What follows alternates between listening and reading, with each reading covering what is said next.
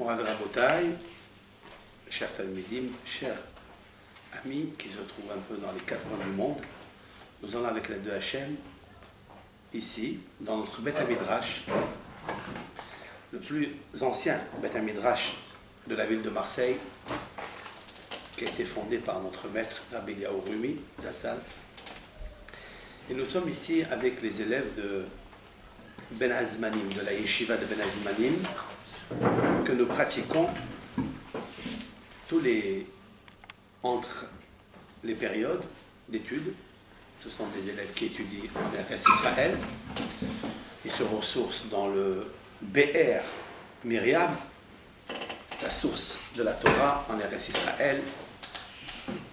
Et ils viennent ici en vacances pour les fêtes, pour passer les fêtes avec les parents, surtout la fête de Pessah, marqué Célébet Avot.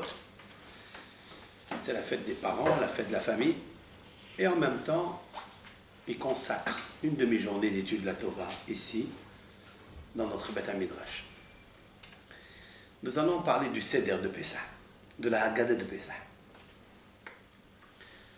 Le mot Maggid, qui donc est le conteur, c'est-à-dire le Rav qui a raconté toute la Haggadah que nous connaissons, eh bien, c'est Rabbi Amram Gaon qui a écrit cette Haggadah.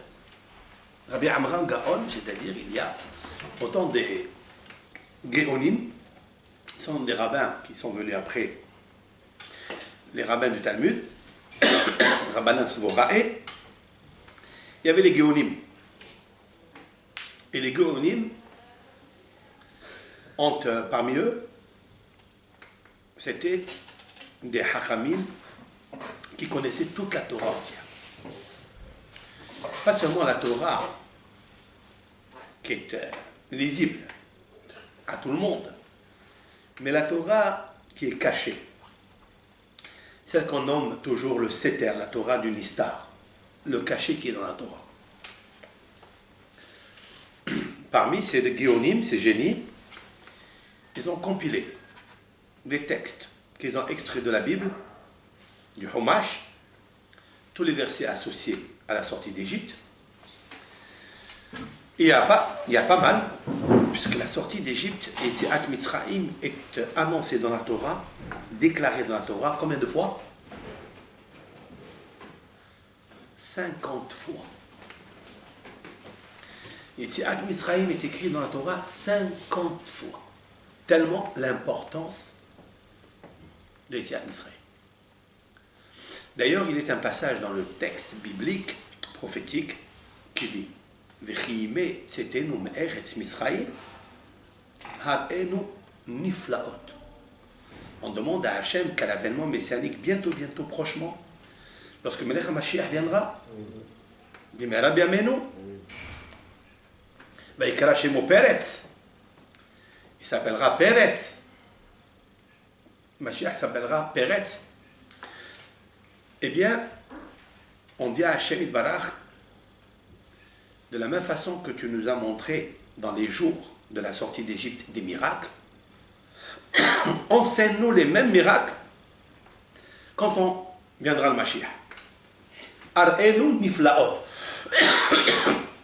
Cela veut dire, montre-nous les niflaot. Niflaot, nun, pelaot. Nun, c'est-à-dire 50 miracles. Ça veut dire 50 miracles. L'Éternel va nous montrer des milliers de miracles pendant l'avènement messianique. Mais ils seront à la même configuration, le même visage que ceux que Akash Baruch Hu il a fait avec nos patriarches, avec nous, puisque nous étions Avadim, Aïnou, les pharaons, nous aussi on était. Ce Gaon-là, Rabbi Amram Gaon, si vous venez par exemple aujourd'hui chez lui, vous lui dites Rav, aujourd'hui on est lundi. De combien de Nissan on est? 10 aujourd'hui.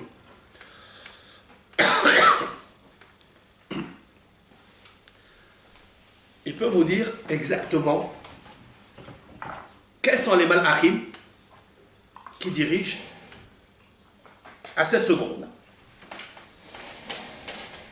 Il connaissait tout le système séphirotique, tout le système kabbalistique. Quand j'ai un problème, un chat dans la gorge, comme on dit, il faut faire la bracha? C'est du sucre. Oui? Ouais, sucre. J'ai pas soif. Et comme c'est du sucre. Bravo. Comme c'est du sucre, la reine nous dit quand on n'a pas soif, on boit que pour la refoua et aucun bracha. Comme c'est du sucre, comme la Gada, avec l'aide de Hachem, sera du sucre pour le Ham Israël. Baruch atah Adonai Eloheinu melech haolam she'hakol niya bidvaro.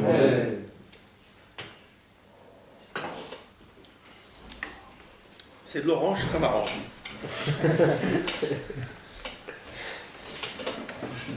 Le Rabbi Amram Gaon, Alav Shalom, il pouvait nous donner exactement le nom de l'ange qui s'occupe aujourd'hui de 10 Nissan, l'année 5776, à la seconde près. Et si vous lui demandez, Rav, je veux acheter telle et telle affaire, je veux acheter telle maison, je veux acheter tel champ. Il regarde un tableau devant lui, comme ça, un tableau kabbalistique, et il peut vous dire, achète ou achète pas. Malach Rahamim, l'ange de miséricorde, vous accorde d'acheter. Ou il vous dit non. Malach Rahamim lo maskim. Il n'accepte pas. Ça, c'est des grands hachamim qui ont écrit des mystiques cachés dans la Torah. Alors, ce grand Rav, il vient, il pose avec sa plume tout un seder que nous pratiquons depuis, où il a compilé avec un ordre qui s'appelle le seder de Pessah. Le but de ce seder, c'est quoi? Après avoir évacué le Hametz, vous savez combien de noms il a le Yetzer Hara? La Gemara dans le traité Archil, il a 7 noms. 7 noms. Le premier nom qu'il a, c'est Ra. Il est mauvais. Tout le but du Hametz, c'est Bitul Ara. C'est d'annuler le Ra qui est à l'intérieur de soi. Tout le travail d'un Ben Israël, c'est d'annuler l'égoïsme qu'il a à l'intérieur de lui. C'est une lutte constante contre le Teva de l'homme. Et vous regardez, dit le Rav Hida Alav Shalom, si vous regardez dans la préface qu'il a écrite sur son livre Simchat HaRegel sur la Haggadah, il fait la correspondance entre les 7 noms du Yetzer Hara et les 7 mitzvot que nous avons à Pessah du Bitul Hametz. On va regarder là-bas bien. Interdit de manger, interdit de le voir à la maison, interdit qu'il soit à la maison même s'il est dans le grenier. Après, la recherche du Hametz. Ouais. Après, vous avez le bitul du Hametz le soir, le brûlé et encore le bitul. 7. Et le Rav, il fait la correspondance entre chaque nom du Yetzer Hara, comment il faut le combattre. Nous vivons ici dans ce monde 70 ans. Chaque année, chaque 10 ans correspondent à une lutte contre un Hametz que nous avons à l'intérieur de nous. Lorsqu'on arrivera à 70 ans, si Dieu veut, on aura annihilé tout le Béor Hametz, parce qu'il ne se fait pas d'un coup. L'essentiel, c'est 2 choses. C'est d'aller à la recherche et de le trouver. Parce que celui qui ne l'a pas encore trouvé, c'est qu'il n'a jamais cherché. Yagata ou matsata ta'amin. Nos sages disent que celui qui lutte, il fait des efforts, et il a trouvé, crois-le. Celui qui vous dit, moi, j'ai pas cherché et j'ai trouvé, ne le crois pas. Si quelqu'un vous dit, moi, je l'ai cherché et je ne l'ai pas trouvé, ne le crois pas. J'ai cherché, je ne l'ai pas cherché et j'ai trouvé, je ne le crois pas. Mais j'ai cherché et j'ai trouvé, crois-le. Tout le but de Avodat Hashem et surtout du Bahori Shiva, et chaque juif au monde, homme, femme, c'est d'y aller chercher dans son caractère les 7 cavités où se cache le Hametz. Et pour ça, En Bi'or Hametz est là, Sarifa. L'annulation, la combustion du Hametz ne peut se faire qu'avec la combustion, avec le feu. Quel feu? La Torah. La Torah, avec le limoud à Torah, avec le limoud à Moussar, on peut brûler le Hametz. Ce n'est pas le Hametz qui est le pain, mais le Hametz qui a 7 visages, 7 facettes qui est à l'intérieur de nous. Comme il a dit ce Rav, dans Havot al-Vavot, que quand vous revenez de la guerre, vous avez gagné la guerre, vous êtes fatigué, il aura dit, ce vieillard, il aura dit, ça c'est la guerre qui est passagère. Mais il y a une autre guerre, c'est très difficile de la faire. C'est la lutte contre le teva de l'homme, la lutte contre les passions de l'homme, les pulsions de l'homme. Et tout le but, aujourd'hui, de Pessah, c'est de refaire le Seder qui était avant la création du monde, c'est-à-dire le Maaseh Bereshit. Hachem, il fait un Seder de la même façon qu'il a créé en 6 jours le monde. Oui, il s'est reposé le 7e jour. De la même façon, il nous faut combattre les 7 Yetzirara qu'il y a en nous. Et c'est pour ça qu'il est marqué dans les proverbes du roi Salomon, Sheva Ipol, Tzadik Veka. 7 fois tu tomberas, parce qu'il y a 7 noms du Yetzirara. Un jour il vient avec la lumière, un jour il vient avec ce bonbon, un jour il vient avec ce délice, un jour il vient avec sa colère. Comme ça, il t'amène dans le profond des abîmes. Mais le tzaddik veka. Mais le peuple d'Israël est tzaddik et il se réveille. En parlant du tzaddik, en fait, c'est ça la Haggadah. La Haggadah, elle commence par Kadesh. Qu'est-ce que ça veut dire? D'abord, Baruch Hashem, on vient tous de la synagogue, après avoir fait minha de vendredi, si Dieu veut, cette minha, elle doit être une minha très puissante. Après la tevila, il faut émerger dans le mikvé, faire les 7 tevilotes. Vous écoutez, cher Bahorim, il faille faire 7 immersions dans le mikvé, et tu penseras à un verset qui est écrit dans le psaume 51, David Amelech, il parle de Tikkun, lequel Lev tahor bera li Elohim veruach nachon hadesh bikirbi. Vous le trouverez dans le verset 12. Lev tahor bera li Elohim veruach nachon hadesh bikirbi. Il faille que j'ai un cœur nouveau sans hametz. Lev tahor bera. Lev tahor bera. Rachetez votre taval. Tvila. Quand tu fais la tvila, lève la main, tahor, tête, bara, bête, tav, bête, la main, taval, tevila. Quand tu fais la tevila, c'est bien pour le corps, parce que le corps, il immerge dans l'eau, mais le cœur, l'eau ne touche pas le cœur. Comment vous faites la tevila? Avec ce pasouk. Lève tahor, bera, li Elohim, veruach nachon hadesh bekirbi. Pourquoi je cite ce pasouk? Il fallait faire 7 fois le mikvé pour enlever, pas pour enlever, parce que j'ai accepté dans mon cœur kol hamira di kabel tout le vin. Combien de levain il y a? 7 levains. Et j'ai déjà parlé dans mes cours que toute la lutte de l'homme, c'est son caractère, c'est le nahash, c'est le serpent. Nahash akadmouni, c'est vrai? Regardez, verouah, à la fin des mots, qu'est-ce qu'il y a? Verouah. Verouah, qu'est-ce qu'il y a à la fin? Het. Nachon? Nun. Hadesh? Nun, het, shin, nahash. Rouah nachon? Hadesh bekirbi. Qui est le contraire du nahash. Le nahash, à Kadmoni, c'est le Yetzirara, c'est l'ange de la mort, c'est celui qui veut notre mal, c'est le nahash. Et il habite en nous, et il s'appelle Tamé. C'est quoi Tamé? Un des noms du Yetzirara, il s'appelle Tamé, impur. L'impureté, c'est quand on est en contact avec quelque chose d'impur.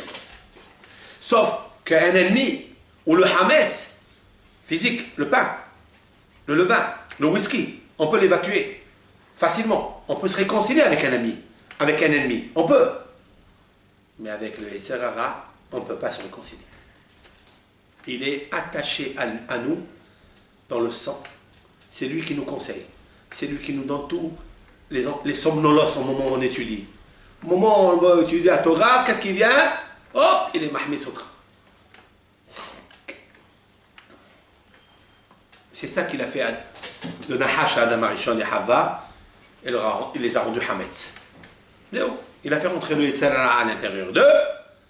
Et ils se sont dénudés d'un vêtement extraordinaire qui est la tunique avec laquelle on va s'habiller le soir de Pessah. Le soir de Pessah, chacun doit avoir des beaux vases, surtout en argent pour le verre de Kiddush, sortir toute la belle vaisselle que nous avons, tout ce qui est beau. Pourquoi? Alors d'abord, il faut savoir, et je veux le rappeler, pour ça après je fais le Seder du Pessah. Une fois qu'on a fait la Tvila, on va à Minha, on s'habille avec des vêtements spéciaux pour Pessah. Ça n'a rien à voir avec Sukkot. Ça n'a rien à voir avec Shavuot. Les habits de Pessah, quand tu les achètes, tu achètes ton costume, voilà la kavana qu'il faut avoir. J'achète la tunique de Yosef. Je dois acheter la tunique de Yosef. Yosef Hatzadik. Yosef Hatzadik, il dit à son propos, Vahi Yosef Yefet To'ar Vifet Mar. Et vous direz ce pasouk. Quand je vais chez le tailleur pour faire mon costume pour Pessah, je dois ouvrir ma bouche Pessah et je dois dire j'achète ce costume pour ressembler à la tunique royale que possédait Adam Arishon et que le Nahash lui a volé et que Yaakov a repris cette tunique, il l'a donnée à son fils Yosef. Parce que d'après le Harizal, dans Sha'ar Apsukim, dans Sha'ar Gilgulim, Yosef c'est le Nefesh de Adam Arishon. Et tout Yosef, c'est toute l'histoire du Seder de Pessah.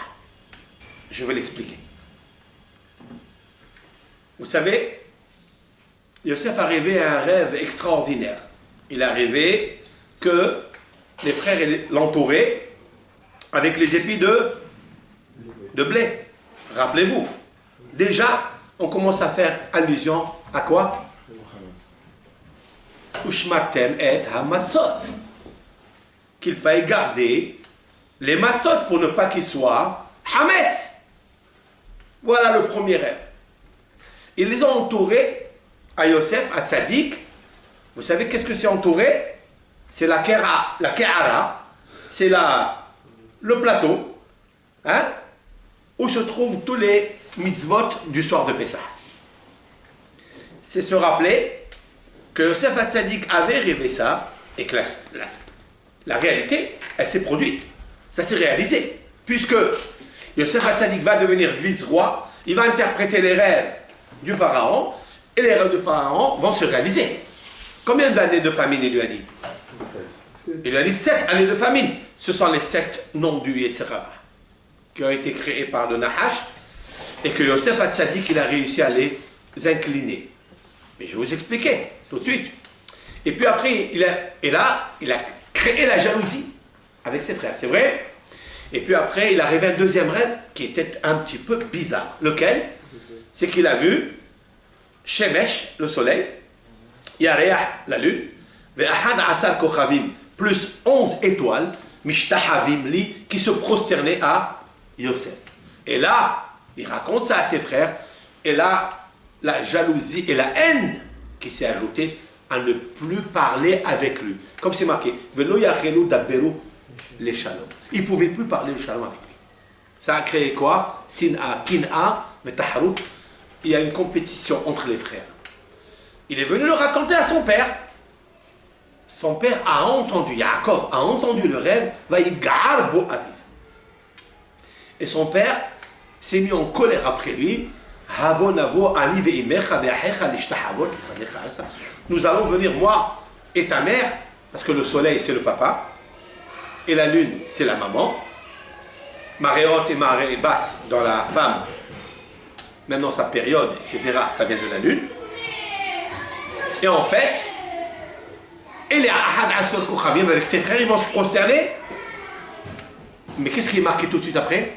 Ve'aviv Shamar et Adavar. Et son père a.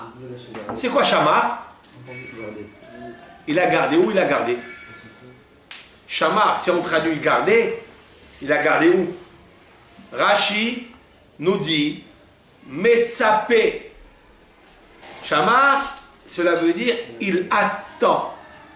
Il aspire à ce que ça s'exauce. Voilà ce qu'il dit Rashi. Metzapé. De là, on voit l'histoire de Yosef qui va se réaliser en Égypte. Parce que Shamar, c'est le premier rêve qui est les épis de blé. C'est-à-dire qu'on doit faire attention que quand à la période de Nissan, on doit faire attention au Ushmartem et à Matzot. Shamar Milachon Tsafoun, qui est une des pratiques dans le Seder, puisqu'il y en a 14, il y en a 15. Kadesh Urhas, Karpas, nous allons les expliquer, il y en a 15, mais il y a 16 mots, d'accord? C'est très important. Et parmi eux, il y a Tsafoun. C'est quoi Tsafoun? Caché. Tsafoun, après avoir fait le repas de la fête, on va sortir la ficomène. Vous vous rappelez? Qu'on a cassé la matzah qui est au milieu, nous l'avons sortie. Nous avons montré la matzah, nous l'avons cassée en deux. Yahatz, nous avons gardé la grosse partie pour la ficomène. Shamar, Tsafoun, qui est caché. Tsafoun veut dire en cachette. Et on va la sortir après pour la manger, pour la ficomène. C'est qui ça? Ça c'est Yosef. D'où je sais qu'il s'appelle Yosef Tsafoun. D'où je le sais? Bravo. Zach, Nahem. Parce que le pharaon a témoigné sur Yosef après lui avoir explicité et lui donné l'interprétation des rêves. Il lui a dit Vaikra Paro Shem Yosef Tsafnat Ba'neya. Tsafnat. Tsafnat, ça veut dire caché. Tout ce qui est caché, ce sont les rêves qui sont cachés. Fa'neya, il a élucidé, il a dévoilé les secrets cachés. C'est pour ça que Yosef Hatzadik, c'est le symbole de la Parnassa, puisque grâce à lui, le shefa de la Afikoman, c'est quoi? Afikoman, c'est la Parnassa. D'ailleurs, dans tous les Sfarim, il est une coutume ancestrale de prendre un morceau d'Afikoman, de manger kazaït, 27 grammes, et de garder un morceau de ce Afikoman, de le cacher pour avoir la Parnassa. D'où je le sais, parce que Afikoman, c'est un mot qui est composé en latin et en hébreu. Apikou, c'est un lachon de latin. Et Afikou, c'est araméen. Afikou, fait sortir man. C'est quoi man? La manne qui émane du monde des émanations. C'est la Parnassa. Et en fait, Yosef Hatzadik a réussi à avoir ce qu'on appelle Pesach, la bouche qui parlait. Comment il l'a appelé? Tsafnat Ba'neya. Mais avant de trouver Yosef, il a demandé, le pharaon, il a demandé à tout le monde, qui peut me interpréter le rêve? Personne. Ve'en poter, ve'en magid. Il n'y avait personne pour lui raconter d'où vient le nom de Magid. Mais en fait, le lien de Magid, chers frères et sœurs, c'est que le Magid, c'est le guide. C'est quoi le guide? C'est le Brit. Et là, je commence mon cours. Dans le Ben Ish Hai, on rapporte pourquoi on trempe deux fois le Karpas. Alors d'abord, reprenons le Seder. Kadesh, c'est quoi Kadesh? C'est le Kiddush. Bon, le Kiddush, on le fait tous les vendredis. Quel est le Kiddush spécial qu'il y a dans le soir du Seder? C'est quoi? Le Kiddush de soir de Pessah, c'est pour se rappeler, écoutez-moi, c'est le Kadesh de Adam Arishon avant la faute. Lorsque Akadosh Baruch Hu, il a créé le premier homme, il était Kadosh, Kadosh, Kadosh. D'où je le sais, parce que les Malachim, ils l'ont confondu avec Dieu. Tellement il était Kadosh, c'est-à-dire séparé de ce monde. Le mot Kadosh veut dire discerner, mouvdal, séparé de tout ce qui est matérialité. Il n'avait aucun Yetzerara, il n'avait aucun levain à l'intérieur de lui. Aucune sorte de nahash à l'intérieur de lui. Kadosh, Kadosh, Kadosh. C'est ça le kiddush. Ce kiddush-là, il faut le faire besimha gdola, avec une grande joie, parce qu'on récupère ce soir de Nissan, le 15 Nissan, on récupère Yudke, le nom de Hakadosh Baruch Hu dans les cieux et dans la terre. Tellement que c'est vrai que le passouk qui régit le mois de Nissan, c'est Ismehu Hashamayim Vetagel Haaretz. Yudke, Vavke, Seder, en ordre. C'est le seul mois où la permutation, la combinaison du nom de Dieu, Yudke, Vavke, elle est en ordre. Celle qui n'est pas à Purim, elle est là-bas complètement à l'envers. Mais le signe zodiacal de Purim, c'est-à-dire du mois de Hadar, c'est lequel? C'est Dagim. Mais qu'est-ce qui le suit? C'est Nissan, c'est Magid. Dagim et Magid. Parce que le poisson, il a son poids. Et il veut dire quelque chose. Il veut être Magid Atidot. C'est Yosef. Parce que Yosef, Vidgou larov bekerev haaretz. Il est dit à propos de Yosef. Il l'a comparé à un poisson. Ben Porat Yosef, Ben Porat Ale. Aïn, Olé Aïn. Il monte sur le poisson. Ça veut dire, il est au-dessus du poisson. Aucun œil, ni l'œil du pharaon, n'a réussi à atteindre et avoir une emprise sur Yosef Hatzadik. Malgré qu'il était... C'est la raison pour laquelle ce soir-là, on doit s'habiller avec des vêtements royaux, Bénéhorim, comme Yosef. Il s'est dépatouillé, il s'est libéré de toutes les facettes du Yetzerara qu'il y avait en Égypte avec la femme de Poutifar qui a voulu le plonger, le faire chuter dans la ravère. Et Yosef, Baruch Hashem, il a tenu très fort.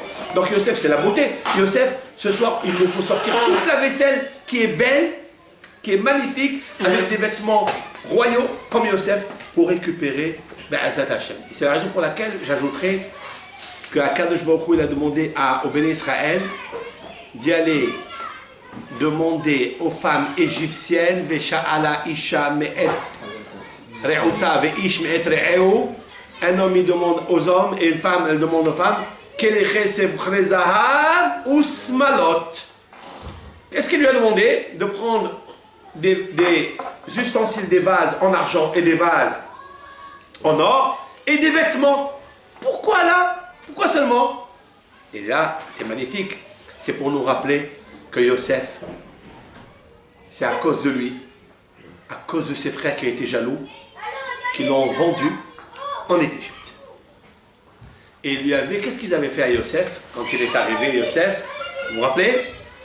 Ils ont pris sa tunique et ils l'ont trempé dans le sang. Voilà le premier trempage. Le premier trempage, c'est qu'ils ont pris la tunique qui était belle, qui était blanche. C'est l'innocence.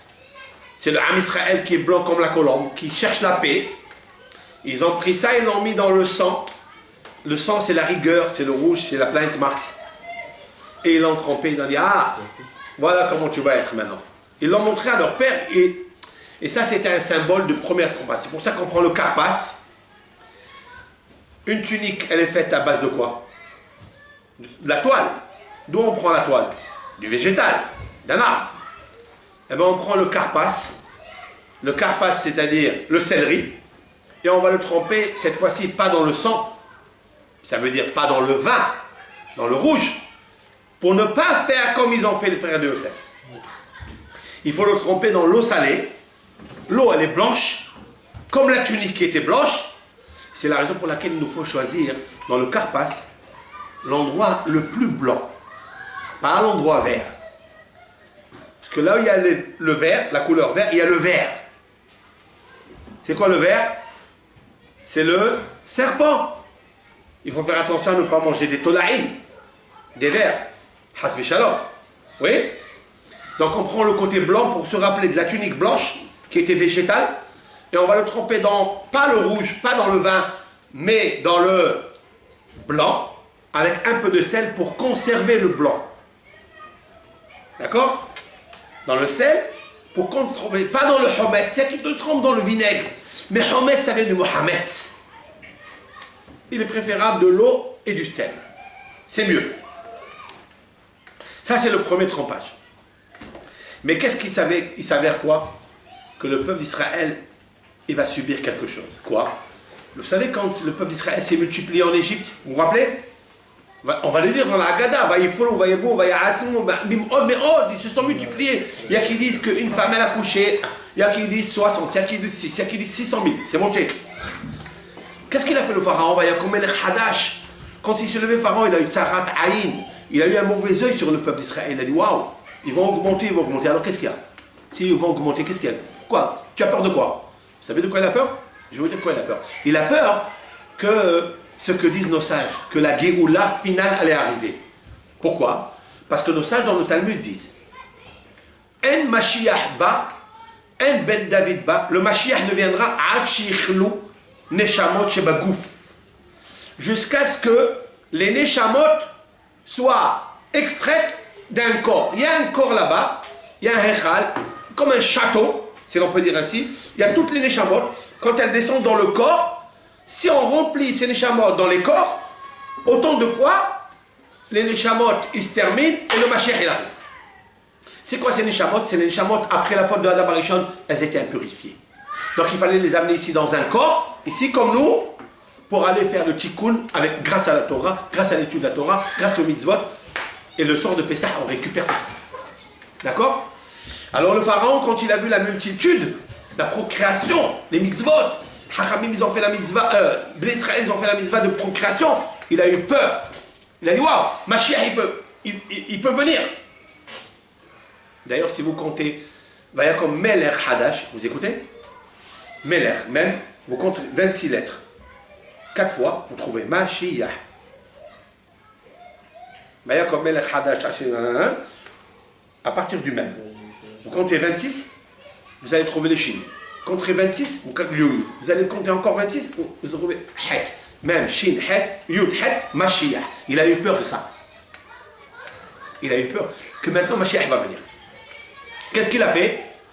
Hakadosh Baruch Hu, il a dit, ah, tu as un mauvais œil sur le peuple d'Israël. Il l'a rendu lépreux. Voilà pourquoi la paracha de Metzora, elle tombe toujours avant Pessah.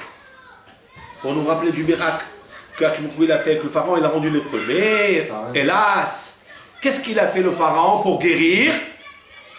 Tous les jours, il a pris 150 bébés hébreux, il les a égorgés, il a pris le sang, oui, et là, il se trempait dedans. Il rentrait, il immergeait dans l'eau, dans le sang des bénis Israël.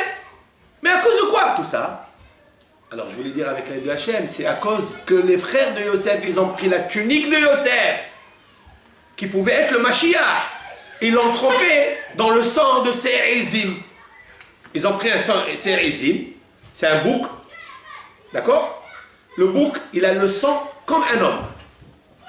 Il a le même sang il est identifié au sang d'une personne.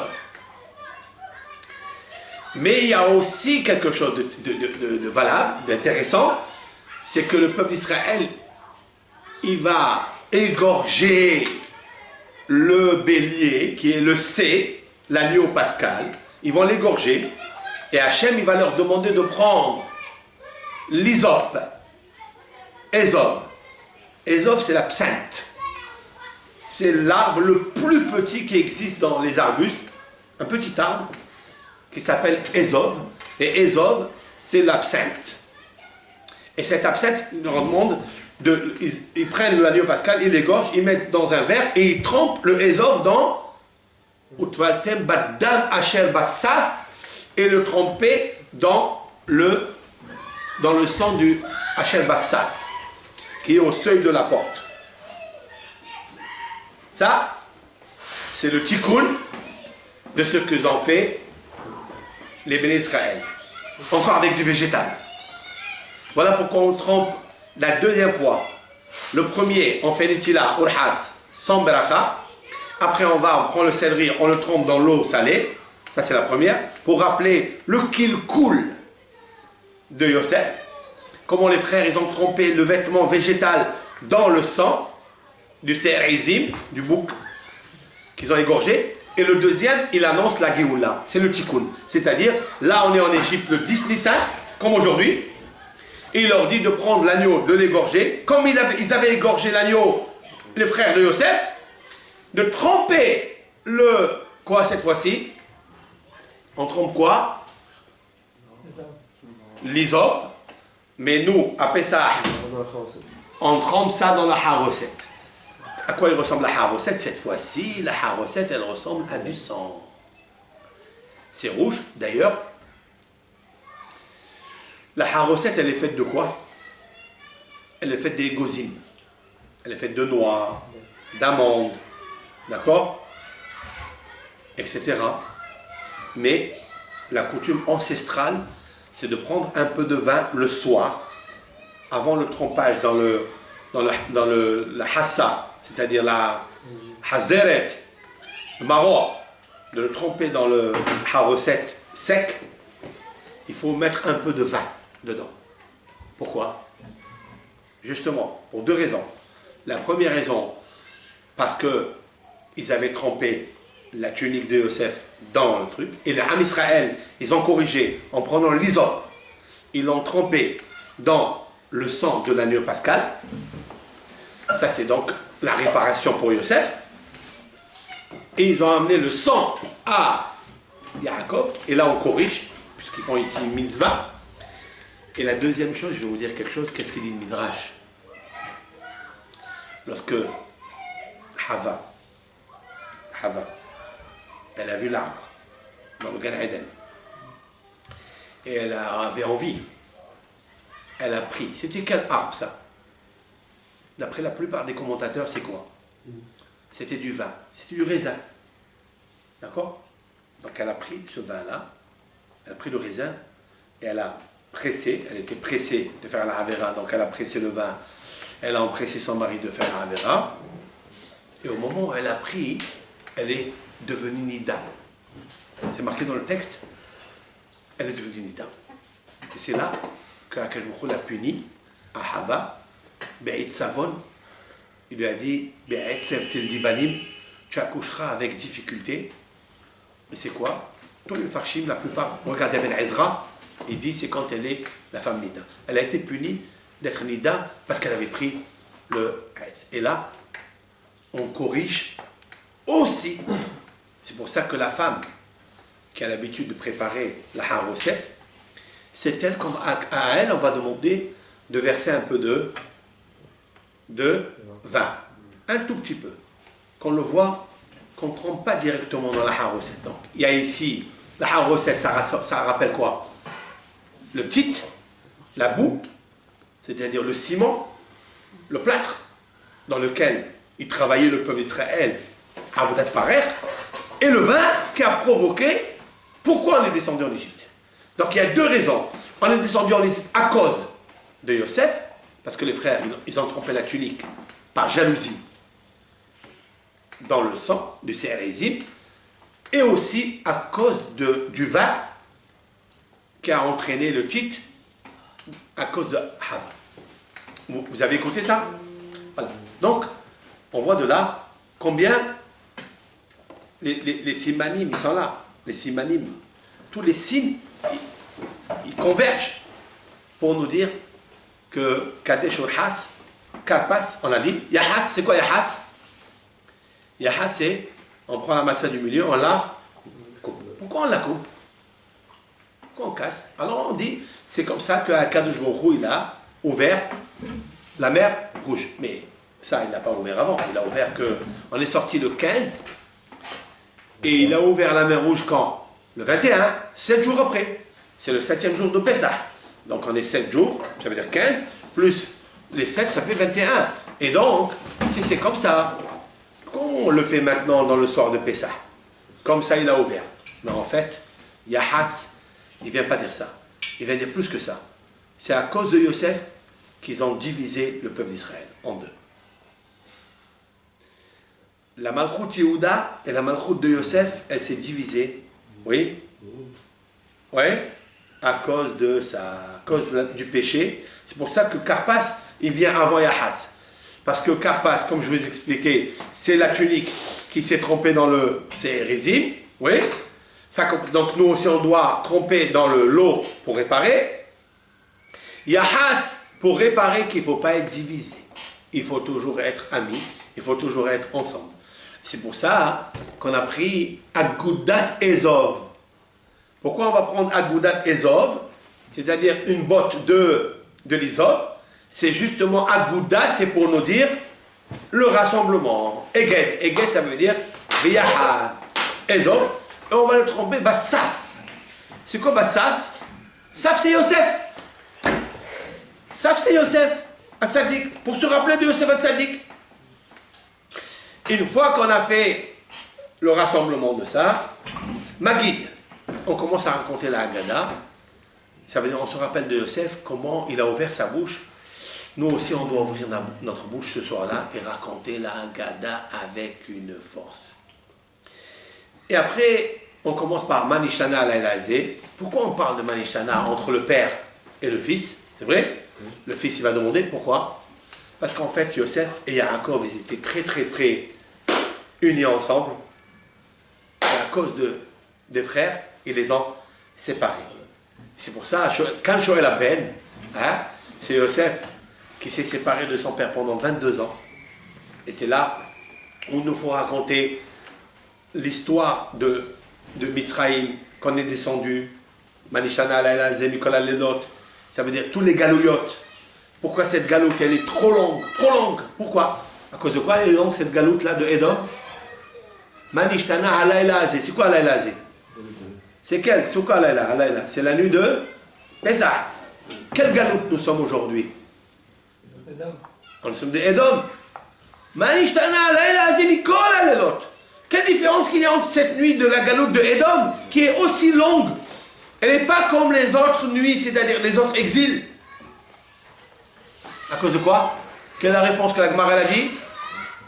À cause de Sinat, Hinam, Yahatz. C'est à cause de Yahatz. C'est à cause de la division qui est entre le peuple d'Israël. Je vais vous raconter une histoire, je termine. Comment, je l'ai vu dans un sefer, Imre Yehuda, je le dis en son nom. Le but final de la sortie d'Égypte et de la Haggadah, c'est l'amour du Ham Israël. Qu'il faut aimer l'un l'autre, mamash biyahad. Le Gaon de Vilna a dit qu'il n'y a rien qui peut arrêter Dieu. Il n'y a rien qui peut arrêter Hachem dans sa colère contre le peuple d'Israël, si ce n'est que la tzedaka. Le partage avec l'autre. Le partage avec l'autre. Si quelqu'un ici, vous les Bahorim, vous voulez réussir dans votre limoud, occupez-vous l'un de l'autre. Toute la galoute, elle est venue à cause de Yahatz.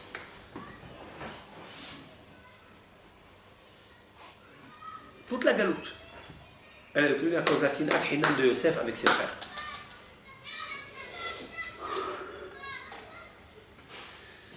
Le Gaon de Vilna, il a dit, il n'y a pas plus grand que la tzedaka que l'on peut faire avec un autre frère, un autre juif, avec les nécessiteux. Il n'y a pas plus grand, il n'y a pas.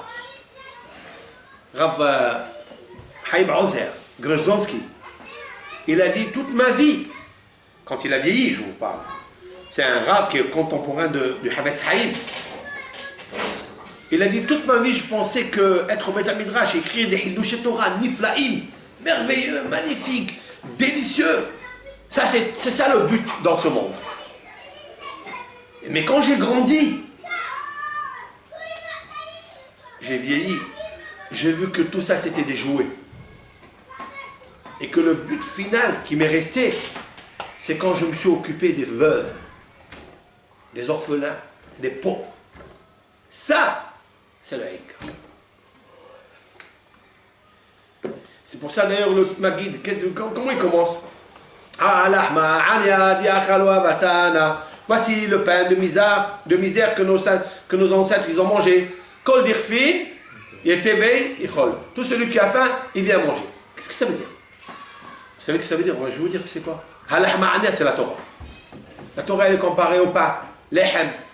Comme il est marqué dans les proverbes du roi Salomon, lechou lahmu, belahmi, ou shtou yen maserti. Allez-y, mangez mon pain. C'est quoi mon pain? Dit Dieu. C'est ma Torah. Mais l'essentiel, c'est pas la Torah encore. C'est pas quelqu'un qui étudie. Tu peux avoir beaucoup d'informations.